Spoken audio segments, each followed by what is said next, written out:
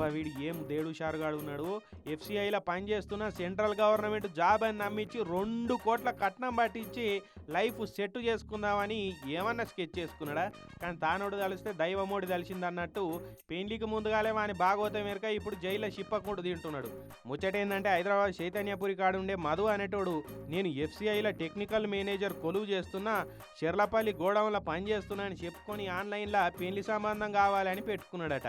పిల్లగాడు central government job, పిల్ల life set అయిపోయినట్టే అని చెప్పిగా సంబంధం ఖాయం చేసుకున్నారట. ఒకరు 2 కోట్ల కట్నం అడిగినా బేఫిగర్గా ఇస్తామని ఒప్పుకున్నారట.